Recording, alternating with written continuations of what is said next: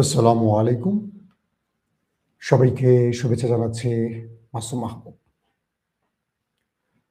প্রিয় দর্শক, আজকের ভিডিওটা কিছু ইন্টেলিজেন্স তথ্যের আলোকে সাজানো। সত্য মিথ্যা এখানে যাচাই করার খুব একটা সুযোগ নেই। একটা ঘটনার পোস্ট মর্টেম করার ক্ষেত্রে আমরা কিছু অ্যাজাম্পশন, তথ্য প্রমাণ, কিছু বিষয়কে মাথায় রেখে এগোই। স্বাভাবিক, সাংবাদিক এবং পুলিশদের মধ্যে কিছু পার্থক্য থাকে। আমরা তথ্য দেব, সেই আলোকে সংশ্লিষ্ট ব্যক্তিরা এটা তদন্ত চালাবে, কিন্তু আমরা কনক্রিট বলে দিব না এটা দায়ী, এটা রাইট। আপনি শুনতে পাচ্ছেন তাহলে না প্রত্যেকে? আজকের বিষয়টি উত্থাপন করার আগে আবার বলছি, আমাকে যে দলেরই ভাগ করেন না কেন, যখন আমি আমার চ্যানেলে কথা বলি আমি কোনো দলের হই না। ফেসবুকে অনেকে আমাকে কমেন্ট করেন, ভাই আপনি অমুক পক্ষের ভোট চেয়েছেন, আপনার বক্তব্যের সাথে ফেসবুকটা আমার একটা ব্যক্তিগত জায়গা। আমার পছন্দ অপছন্দ আমি সাধারণত শেয়ার করি, কিন্তু আমি যখন কথা বলি, সংবাদ আপনাদের দেই, তখন শতভাগ আমি মাসুম মাহবুব নিরপেক্ষ আপনাদের একজন প্রিয় সাংবাদিক হিসাবে কথা বলি। কোন দলের বিরুদ্ধে যাবে, কোন দলের পক্ষে যাবে সেটা আমি বিবেচনা কখনো করিনি। আমার 25 বছরের সাংবাদিকতা জীবনে এইরকম কোনো জায়গায় আমি আপোষ করিনি। কারণ আমি কোনো দলের নেতা নই, অ্যাক্টিভিস্ট নই, একজন ফ্রেশ সাংবাদিক যে সত্যটা সবসময় বলতে চাই। সেটা আমার নিজের বিরুদ্ধে হলে, বাবার বিরুদ্ধে হলো, আমি বলবো। এই কথাটা কেন বললাম? আমার এই বক্তব্য কোনো দলের বিরুদ্ধে গেলে আপনারা আহত হবেন হয়তো, কিন্তু সত্যটা উন্মোচন করা আমার দায়িত্ব, এটা ইমানের দায়িত্ব। কারণ সত্যটা উন্মোচন না করলে আল্লাহর কাছে জবাবদিহি করতে হবে। প্রথম যে বিষয়টি হলো, জামাতের আমির ডক্টর শফিকুর রহমানের এক্স হ্যান্ডেল হ্যাক হলো। সোশ্যাল মিডিয়ার অন্যতম একটি প্ল্যাটফর্ম এক্স, আমরা জানি সবাই। এবং যখন এটা হ্যাক হলো, তখন একটি দলের অনুসারীরা যে টেলিভিশনগুলোকে কন্ট্রোল করেন তারা জোরে সোরে প্রচার করলেন এবং সাইবার সিকিউরিটি নিয়ে তারা বক্তব্য দিলেন যে এটা এভাবে, এটা এভাবে, এটা এভাবে, এটা এভাবে, এভাবে হয়েছে। এখানে ডক্টর শফিক এই কাজটি সত্যি তিনি করেছেন, এটি কোনো হ্যাক নয়, হ্যাক হলে এটা হয় না, হ্যাক হলে ওটা হয় না, এরকম ব্যাখ্যা দিলেন। বাংলাদেশের সাইবার সিকিউরিটি নিয়ে যারা খুব ভালো বোঝেন তাদের অনেকের সাথে আমি কথা বলেছি। আমার কাছে যে তথ্যগুলো আসছে খুবই ভয়ঙ্কর তথ্য আসছে। আমি তথ্যটার আগে আমি আপনাদেরকে কিছু ইতিহাস জানাবো। আপনারা সবাই বসে আছেন তো শোনার জন্য, একটু ওয়েট করেন। আমি একদম অনেকের নাম উল্লেখ করবো কিনা চিন্তা করছি লাইভের মধ্যে, কিন্তু ঘটনার পুরোটা জানাবো, কিভাবে, কারা হ্যাক করলো, কেন করলো, কোন প্রক্রিয়া হলো, টোটাল বিষয়টা একটা সিনারি জানাবো আজকে আপনাদের লাইভের মধ্যে। আপনাদের নিক্সনের কথা মনে আছে? মার্কিন প্রেসিডেন্ট, তিনি 1972-এর দিকে 17 জুলাই মেবি এরকম ভাবে ডেমোক্রেট শিবিরের বা ডেমোক্রেট দলের মধ্যে তিনি তার নিজেদের লোকদের মাধ্যমে আড়ি পাতার জন্য একটা বিশেষ ডিভাইস বসাচ্ছিলেন। এটা ওয়াশিংটন ডিসির ডেমোক্রেট দলের, এটাকে বলা হয় আপনার ওয়াটার গেট। সেখানে ডেমোক্রেট দলের একটি কার্যালয়ের ভেতরে নিক্সন তার নিজেদের লোকদের মাধ্যমে একটা বিশেষ আড়ি পাতার ডিভাইস বসাচ্ছিলেন। পরবর্তী এটা জানাজানি হয়, বহু তথ্য উপাত্ত ঘাটাঘাটি হয়, কারা এটি করছে, কিভাবে করেছে। মূলত নিক্সন দ্বিতীয় মেয়াদে ক্ষমতা থাকার জন্য এই ষড়যন্ত্রটি করছিলেন ডেমোক্রেটদের বিরুদ্ধে। এবং ইন্টারেস্টিং ব্যাপার, তিনি দ্বিতীয় মেয়াদে নির্বাচিত হয়ে যান মার্কিন প্রেসিডেন্ট হিসেবে। কিন্তু তদন্ত চলতে থাকে, কারা এই আড়ি পাতার মেশিনটি ডেমোক্রেট শিবিরে সেই কার্যালয়ে বসিয়েছিল ওয়াটার গেটে। এরপর জানা যায় এটির সাথে জড়িত ছিলেন স্বয়ং নিক্সন নিজেই। এরপর তার ব্যাপারে অভিশংসন শুরু হয় মার্কিন সেনেটে, এবং নির্বাচিত হওয়ার পরও তাকে ক্ষমতা ছাড়তে হয়, ক্ষমতা হারাতে হয় এই ষড়যন্ত্রের জন্য, এবং 5 জন গ্রেপ্তার হয় যারা নিক্সনের এই অন্যায় কাজে সাহায্য করছিলেন। পুরো পৃথিবী এটাকে জানে ওয়াটারগেট কেলেঙ্কারি। একটু নেটে সার্চ দিলে আপনারা বুঝবেন ওয়াটারগেট কেলেঙ্কারি। কেন যেন মনে হয় জামায়াত বিএনপিকে ওয়াটারগেট কেলেঙ্কারিতে আটকে ফেলতে পারে। আমি বিএনপিকে ভালোবাসি হিসেবে কিছু কথা বলবো। দুর্বল স্ক্রিপ্টে হাসিনা কাজ করত, মনে আছে আপনাদের? মনিরুল, বেনজির, হারুন, বিপ্লব, এরা দুর্বল স্ক্রিপ্ট করে জঙ্গি দমন, জঙ্গি হত্যা, এ বাড়িতে ওটা, ও বাড়িতে অনেক কাহিনী ঘটাত এবং আমাদের গণমাধ্যম এগুলোকে সত্য হিসেবে দেখানোরও চেষ্টা করত। কিন্তু দিন শেষে মানুষ একটাও বিশ্বাস করতো না। হাসিনার 15-16 বছরে এই দুর্বল স্ক্রিপ্টে হাসিনা বা আমাদের নিরাপত্তা বাহিনী, কাউন্টার টেরোরিজম, সব ডিপার্টমেন্ট, র্যাব, পুলিশ, তারা বারবার বিতর্কিত হয়েছিল এই দুর্বল স্ক্রিপ্টের জন্য। কয়েকটি তথ্য এসছে, গোয়েন্দা তথ্য এরকম আসছে যে জামাতের এই হ্যাকিংটির সাথে জড়িত ছিলেন একটি বড় দলের দুজন গুরুত্বপূর্ণ ইয়াং লিডার। নামটা আমি সঙ্গত কারণে বলতে চাই না, সাংকেতিক ওয়ার্ড হয়তো বলতে পারি, WA এবং MA, ধরেন এই টাইপের কিছু ওয়ার্ড আসছে আমাদের কাছে। এখন বিষয় হলো এটা কনফার্ম আমি জানি না, কিছু তথ্য সূত্রের জন্য আমি নামটা ফ্লাশ করছি না, এটা আমাদের দায়িত্বশীলদের কাজ। আমরা সব বিষয়ে আমাদের রাষ্ট্রীয় নিরাপত্তা ফ্লাশ করার দায়িত্ব না সাংবাদিকদের জন্য।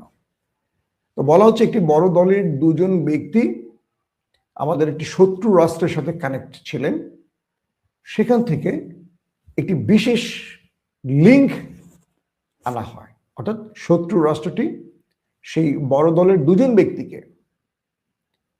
সাহায্য করে একটি বিশেষ লিঙ্ক পাঠিয়ে বা একটা মেইল পাঠিয়ে ধরেন এবং বলা হয় এটি খুব গুরুত্বপূর্ণ একটি জায়গা থেকে ওই অ্যাকাউন্টে পাঠাতে হবে। কোথায়? মিস্টার শফিকের মেইলে। তো বলা হচ্ছে সেই দুজন ইয়ং লিডার প্রেসিডেন্ট ভবনের যিনি ফেঁসে গেছেন তার কাছে পাঠান এই লিঙ্কটা এবং বলে দেন যে এটা এভাবে ওখানে পাঠাতে হবে, এইটুকু শুধু আমাদের হেল্প করা হোক। হয়তোবা দলীয়ভাবে আদর্শিকভাবে তার এক, অথবা এই দুজনকে খুশি করলে ভবিষ্যতে তিনি আর বড় কিছু পাবেন। তো মিস্টার প্রোগ্রামার, প্রেসিডেন্ট ভবনের মিস্টার প্রোগ্রামার কি করলেন, সরওয়ার আর কি তার নাম, তিনি এই দুজনকে সহযোগিতা করলেন, অথবা তাদেরকে বিশেষ কোনো বাহিনীর গুরুত্বপূর্ণ এজেন্সি হয়তো সহযোগিতা করতে বলেছে, চাপ দিয়েছে, এমন হতে পারে। এই লিঙ্কটি ডক্টর শফিকের অ্যাকাউন্টে চলে যায়। যখন তার অ্যাকাউন্টে যায় তখন হয়তো তিনি সেখানে ক্লিক করেন। যেহেতু এই সিস্টেমগুলো, হ্যাকিং সিস্টেমগুলো এরকম যে যে লিঙ্কটা দেওয়া হবে হয়তো বা এক্সের মতো এসছে অথবা ফেসবুকের একটা লিঙ্ক যাবে, সেটা একটা পুরো ওয়েবসাইটের মতো লিঙ্কটা আসতে পারে। তখন ওখানে ক্লিক করলে হয়তো দেখাচ্ছে যে আপনার এক্স অ্যাকাউন্ট হ্যাক হয়ে যাচ্ছে, দ্রুত আপনি এখানে অথেন্টিক কোড বসান, পাসওয়ার্ড চেঞ্জ করেন, এরকম কিছু সংকেত আসে। যখনই এটি আসে, আমার ইউটিউবটা এভাবে হ্যাক হয়ে গিয়েছিল, পরবর্তী এটা উদ্ধার করা হয়েছিল। হঠাৎ করে এরকম আসছে, আমি মনে করছি যে ইউটিউব থেকেই আসছে। পাসওয়ার্ড দেওয়ার পর থেকে আমার আর কন্ট্রোলই নেই আমার ইউটিউব। 2 দিন আমার দখলে, এই আপনারা যে ওপেন ডাইস দেখছেন, এটা আমার 2 দিন আমার কন্ট্রোলে ছিল না, আপনারা বুঝতে পেরেছিলেন পরবর্তী। তো যখন কোনো ব্যক্তি সেই ফেক জায়গাটিতে একটু ভুলবশত অথেন্টিক কোড বলা হয় বা কোনো পাসওয়ার্ড চাওয়া হয়, একদম ধরেন ফেসবুকের মতোই আদলে একটা লিঙ্ক আসবে বা এক্সের মতোই আসবে, এরকম ওই পাসওয়ার্ডটা যখন আপনি দেবেন, এই পাসওয়ার্ডটার কন্ট্রোল সরাসরি ওই যে শত্রু দেশ সেখানে চলে যাচ্ছে, কারণ লিঙ্কটা ওই দেশ থেকে পাঠানো হয়েছে, এরা শুধু কপি করে ওখানে পাঠিয়েছে। তো বলা হচ্ছে যে এইরকম ভাবে সেটি চলে যায় সেখানে, এবং সেখানে তিনি হয়তো বা ভুলবশত, এগুলো অনেক কিছু আছে যে পুরোপুরি কনফার্ম তথ্য না, ধারাবাহিকতা এরকম একটা বর্ণনা আসছে আমাদের কাছে, যেটা শেয়ার করছি। এরপর তিনি যে অথেন্টিক কোড দিয়েছেন বা পাসওয়ার্ড দিয়েছেন, সরাসরি সেই শত্রু রাষ্ট্রের কাছে পুরো পাসওয়ার্ড চলে যায় এবং পুরোপুরি সেটা হ্যাক হয়ে তাদের নিয়ন্ত্রণে চলে যায়। তারপর সেখান থেকে আপত্তিকর একটি নারীদের বিষয়ে পোস্ট হয়, ধরেন, কারণ এটি একটা পরিকল্পিত, বোঝা যাচ্ছে। জামায়াতের আমিরের সাম্প্রতিক যতগুলো বক্তব্য আমরা দেখেছি, এটা বিরোধী দল বলে না, রাষ্ট্রের রাজনীতিতে শিষ্টাচার বা সৌন্দর্যের জায়গা থেকে আমি বলবো যে তিনি নারীদের কর্মঘণ্টা কমানো, তাদেরকে মা বোন সম্বোধন করা বেশ সুন্দর করে প্রেজেন্ট করেন। তিনি এইভাবে কাউকে বেশ্যা বা পতিতা তুলনা করবেন, এটা অ্যাটলিস্ট আমি বিশ্বাস করিনি। আর যারা বলছেন তারা বিশ্বাস করেন না, তারা রাজনৈতিক কারণে নির্বাচন সামনের জন্য বলছেন। এটা স্বয়ং তারেক রহমান বিশ্বাস করেন, এটা আমার মনে হয় না। 12 তারিখ নির্বাচন হয়তো বলা লাগবে বলছে, এটা বলি রাজনৈতিকভাবে, এটাকে আমি খুব বড়ভাবে দেখছি না, কিন্তু ষড়যন্ত্রটাকে বড় করে দেখছি। এখন বলা হচ্ছে যে এরপর জামাত শিবিরের আইটি সেল এটার মধ্যে ঢুকে পড়ে মানে যখন তারা বুঝতে পারে এটা নিয়ে বড় কিছু ঘটতে যাচ্ছে, তখন তারা প্রেসিডেন্ট ভবনে ঢুকে পড়ে। আপনাদের একটা তথ্য দিয়ে রাখি, আওয়ামী লীগ এবং জামাতের একটা মিল আছে। মিল কি জানেন? তারা তাদের মেধাবী মুখগুলোকে যোগ্য জায়গায় বসায়। সবসময় দেখবেন আওয়ামী লীগের মধ্যে মেধাবী লোকগুলো সবসময় ভালো ভালো জায়গায় বসে।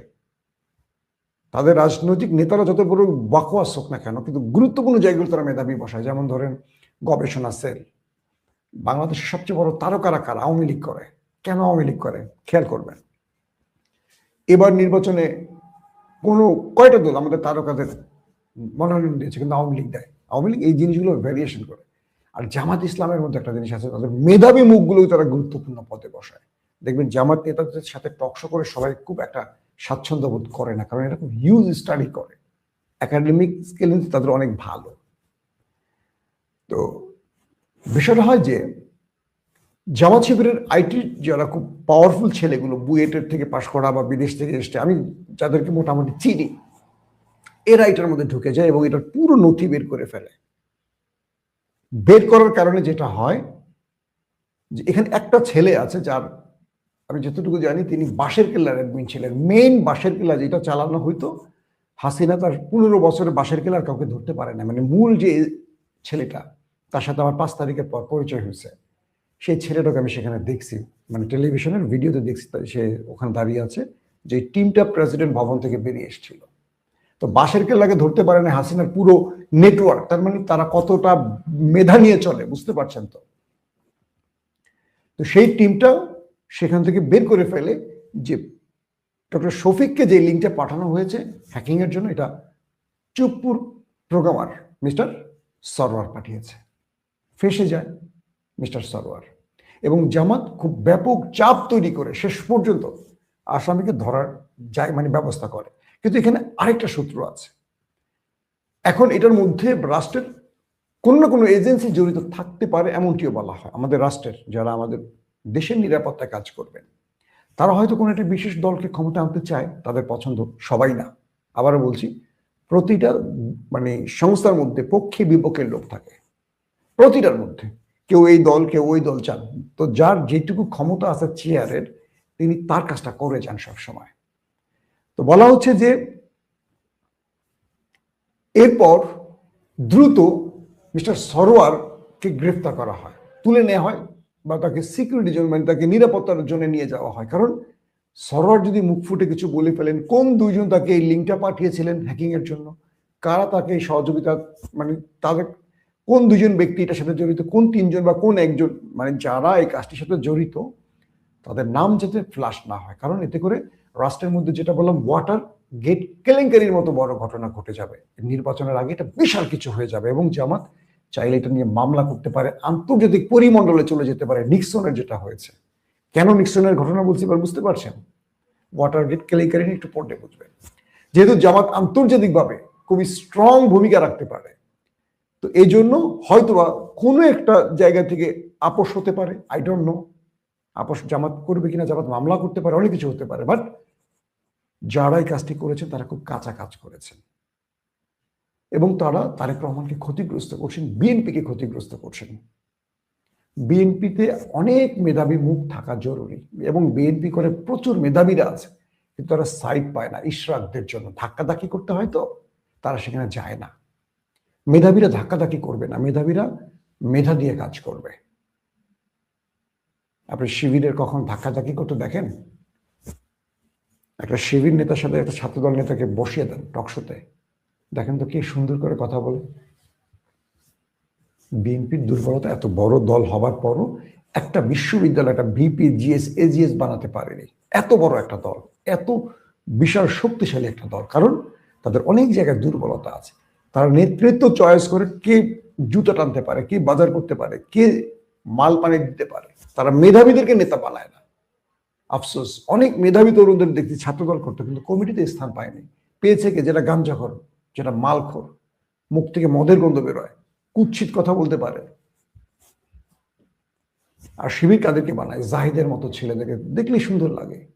শিবিরকে ভালোবাসি বিষয়টা এরকম না। তার কথা দেখছেন কত নরম করে ঠান্ডা করে কথা বলে। সাদেক কায়েমকে দেখছেন কিভাবে কথা বলে, কোনো হট মেজাজ গরম। গণেশকে দেখছেন ছাত্রদলের কিভাবে হাঙ্গি ভাঙ্গি করে কথা বলে। ভালো লাগার জন্য কিছু ভালো চেহারা প্রয়োজন আছে, ভালো বিহেভের প্রয়োজন আছে। তো এই বিষয়গুলো এখন বলা হচ্ছে যে জামাত ইসলামের একটা স্ট্রং ভূমিকা এখন রাষ্ট্রের মধ্যে আছে।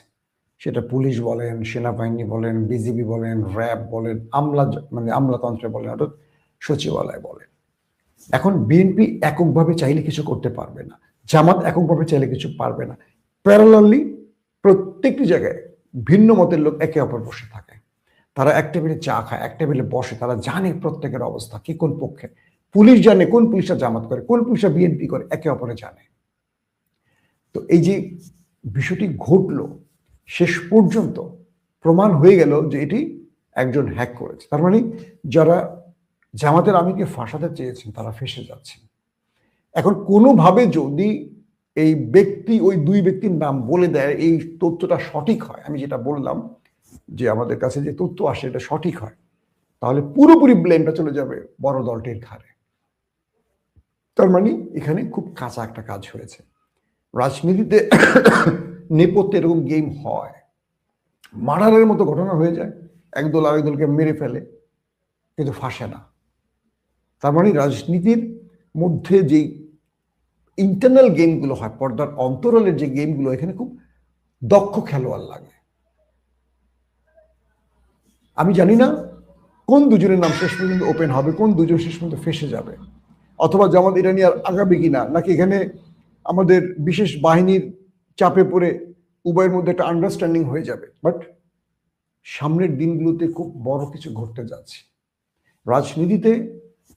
বিএনপি, জামাত বা আদার্স যে দলগুলো আছে, তারা এই নির্বাচনে জেতার জন্য এর চেয়ে ভয়াবহ কি করবে জানি না, তবে আমাদের একটা আশা থাকবে। ফ্যাসিস্ট হাসিনার বিরুদ্ধে বিএনপি এবং জামাতের জন্য একটা ঐক্য থাকে। যেই ক্ষমতায় আসুক, বিএনপি বা জামাত, এই দুটো দল বাকিদের নিয়ে রাষ্ট্রটাকে যেন সুন্দরভাবে পরিচালনা করে, নতুবা হাসিনা আবার ঢুকে পড়বে। কারণ ওই যে বললাম, যারা লিঙ্কটা তৈরি করছিল হ্যাকিং এর জন্য আমাদের শত্রু রাষ্ট্র, তারা কিন্তু ওয়েট করছে এই দুটো দলের মধ্যে একটা বিভাজন সৃষ্টি করে তাদেরকে দুর্বল করবে। এই দুটো দল যখন মারমুখী অবস্থানে যাবে, 100% লিখে রাখেন ভারত সুবিধা নেবে। আমি কিন্তু বলিনি কোন দল হ্যাক করছে, কারণ আমি চাই না এখানে কোন একটি দলকে ঘায়েল করতে। আমার বিষয়টা হলো এই দুর্বল বিষয়গুলো বা এই অসুন্দর জিনিসগুলো রাজনীতি থেকে পরিহার করা উচিত। মিথ্যা কখনো জয়যুক্ত হয় না, সত্য জয়যুক্ত হবে। কারণ কি জানেন, উপরে যিনি বসে আছেন তার পরিকল্পনা আমরা কেউ জানি না। হাসিনা 16 বছর একটা বিষয় বুঝেছে, যে আমি যত শক্তির আধার হই না কেন, পুরো রাষ্ট্র, সেনাবাহিনী, র্যাব, পুলিশ, বিজিবি সব আমার পক্ষে থাকুক, আমি ক্ষমতা হারাবো যখন আমার আল্লাহ চাইবে। দেখেন, ছোট ছোট কোমলবতী বাচ্চাদের এক ঝটকায় হাসিনা দেশ ছেড়ে পালিয়ে চলে গেছেন। তার দেশে কোনো ঠিকানা হয়নি। 5 তারিখের পর আওয়ামী লীগ খুঁজেই পাওয়া যায় না বাটি চালান দিয়ে, অথচ 5 তারিখের 5 দিন আগের ইতিহাস কি, পুরো দেশটাই আওয়ামী লীগ। এই দেশে আর কোনো অন্য দল নেই, অন্য কোনো মানুষই নেই। তার মানে হলো আপনি যা কিছুই করবেন, নেগেটিভটা ভেবে নেবেন এটার ফল কি হতে পারে, এটার সাইড ইফেক্ট কি হতে পারে।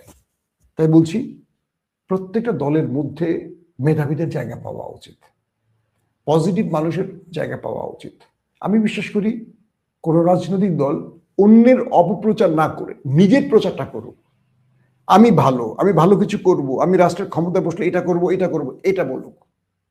ওই দল এটা করছে, ওই দল চোর, ওই দল টেম্পু স্ট্যান্ড, ওই দল চাঁদাবাজ করে, ওই দল এয়ানত খায়, ওই দল বলতে বলতে 54 বছরে আমরা শুধু প্রত্যেকটা দলের নিজের অন্যের পিছনে হাত দিতে গিয়ে দেখি নিজের পাশে আরো 5টা হাত ঢুকে গেছে। মানে আমরা একজনের কাপড় খুলতে গিয়ে সেদিন দেখলাম ডক্টর শফিককে নিয়ে একটা নোংরা পিকচার তৈরি করা হয়েছে, খালি গায়ে, মুখে দাড়ি, পেট টেট বের করে বসে আছে, পাশে একটা বোরকা পরা মহিলা। আজকে দেখলাম সেই ছবিটা রিভার্স হয়ে গেছে, তারেক রহমানকে বসাই দিচ্ছে। এখন এটার জন্য কে দায়ী? যারা শফিককে নিয়ে করছে, শফিকের লোকের আবার বিএনপিকে নিয়ে করছে। এতে করে কি হচ্ছে, একবার শফিক ল্যাংটা হচ্ছে, একবার জনাব তারেক রহমান ল্যাংটা হচ্ছে। এটা কি রাজনীতির সৌন্দর্য? এটা হওয়া উচিত? যে দলটা 1.5 বছর জোটে ছিল, একে অপরের জন্য লড়াই করেছে, রক্ত দিয়েছে, এই দৃশ্যগুলো আমরা দেশ থেকে দেখেছি। তো তাদের মধ্যে প্রতিযোগিতাটা সৌন্দর্য থাকা উচিত, সৌহার্দ্যের ব্যাপার থাকা উচিত, যেন দিন শেষে একে অপরের বুকে বুক মেলাতে পারে। এই রাষ্ট্রকে এগিয়ে নিতে হবে। তো এই রাষ্ট্রটাকে এগিয়ে নিতে গেলে এই দুটো দলের মানে এক হওয়া খুব জরুরি। কিন্তু পরিস্থিতি যা বলছে যেন এদের কামড়িতে আবার আওয়ামী লীগ চলে আসবে। আর এবার আওয়ামী লীগ আসলে জামাত আর বিএনপি কাউকে ছাড় দেবে না, গণকবর দেবে। ইতিহাস কাউরে ক্ষমা করে না, মনে রাখবেন, আওয়ামী লীগ কাউরে ক্ষমা করে না। বিএনপি হয়তো ভুলে যায় সব, বিএনপির অধিকাংশ মানুষ না ভোটের পক্ষে। চিন্তা করেন, তারেক রহমান বলার পরও, তারেক রহমান হায়ের পক্ষে দাঁড়ানোর পর দেখি সোশ্যাল মিডিয়া বিএনপির বহু লোক 70% হায়ের পক্ষে। মানে কি? এই বিপ্লবকে সমর্থন করেননি নাকি বিপ্লব পাওয়ার পর তারা ক্ষমতা আসবেন বলে আর দরকার নেই? কালকে ক্ষমতা হারাতে পারেন না? এর চেয়ে জগদ্দল পাথর রাষ্ট্রীয় ক্ষমতা বসতে পারে না? বিএনপি কেন আগামী দিনটা চিন্তা করে না? আজকের দিনটা কেন চিন্তা করে? বুদ্ধিমানরা আগামী দিনটাকে চিন্তা করে। আমি জানি না এই আমিরে জামাতের এই হ্যাকের সাথে কার কার নাম উঠে আসে এবং কারা কারা শেষ পর্যন্ত বেজ্জতি হয়। তবে রাজনীতির যে তথ্যগুলো আমরা পাই, এগুলো যেন মিথ্যাই হয়, সত্যচরা না হয়। আমাদের রাষ্ট্রের নিরাপত্তা বাহিনী, আমাদের এজেন্সি, এরা আমাদের ভালোবাসা, এরা যেন কোনো ভুল ট্র্যাপে রাষ্ট্রের রাজনীতিকে না নিয়ে যায়। কারণ হাসিনার ফ্যাসিস্টরা গুরুত্বপূর্ণ জায়গায় এখনো বসে আছে, তারা রাষ্ট্রকে ভুল দিকে নিতে চাইছে। আমাদের রাজনীতিকদের উচিত ভুল পথে পা না দেয়া। এমনও হতে পারে যারা আজকে ওই দলটিকে সাহায্য করছে এই মন্দ কাজে, কালকে তারাই ফাঁসিয়ে দেবে। কালকে তারা এখন মনে হচ্ছে যে তাদেরকে হয়তো সুবিধা দিচ্ছে, তারা না। এমনও হতে পারে দিন শেষে তারাই সব ফ্লাশ করে দিয়ে ওই দলটাকে ধাস করে ফেলে দেবে। অতএব আপনি যখন কারো কাছে নিজের গোপনীয়তা শেয়ার করবেন, আপনি তার কাছে বন্দী হয়ে যাবেন। আপনার গোপনীয়তা বা আপনার দুর্বলতা কাউকে প্রকাশ করবেন না। তারেক রহমানের উচিত আরো মেধাবীদের সমন্বয়ে একটা টিম তৈরি করা। তার সাথে আছেন যথেষ্ট ভালো ভালো মেধাবী মুখ, কিন্তু কেন যেন মনে হচ্ছে ন্যারেটিভ পরিবর্তন হয়ে যাচ্ছে। নিজের প্রচারের চেয়ে অন্যের দুর্নামটা আমরা বেশি করে ফেলছি। এটা রাজনীতিতে খুব বেমানান। এই 2025 বা 26-এ এসে হাসিনা তো নেই, এখন আমরা শুধু দেশ গড়ার স্বপ্নটাই দেখতে পারি। প্রত্যেকে ভালো থাকবেন। আল্লাহ হাফিজ।